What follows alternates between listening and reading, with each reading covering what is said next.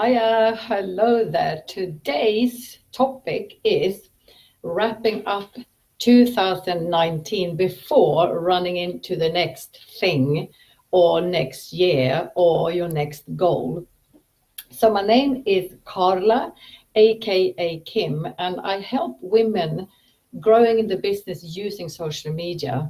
So this is for women who are ready to kick the shoes off and get grooving again. So yeah, let's wrap up and why.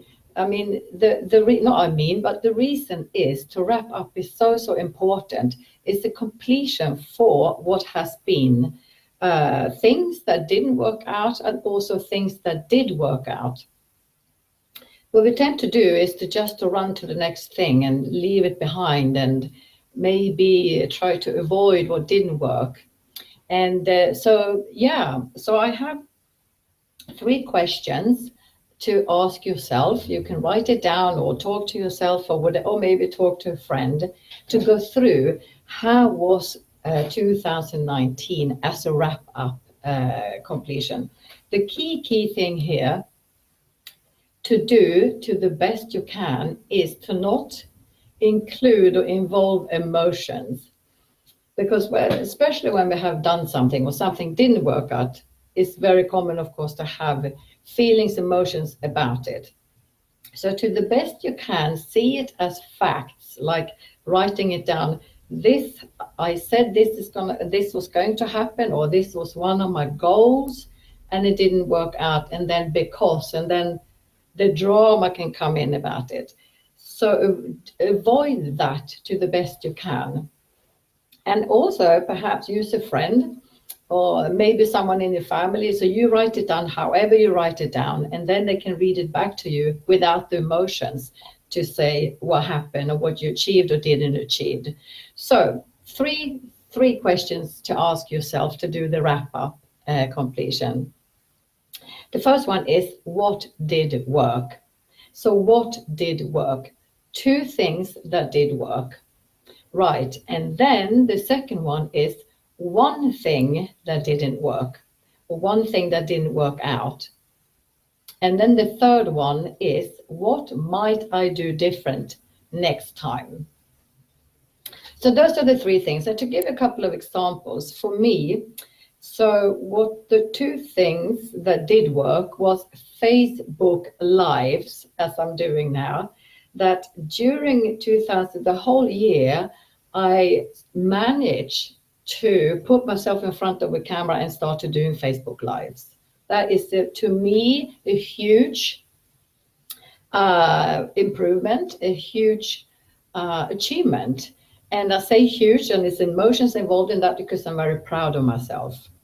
So the fact is, I did Facebook Lives on a regular basis during 2019.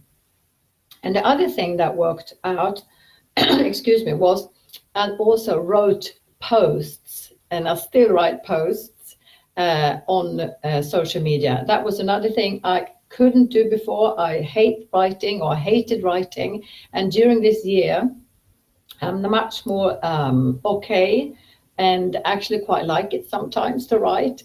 So that's another thing that worked for me. So 2 things: Facebook Lives regularly and writing posts.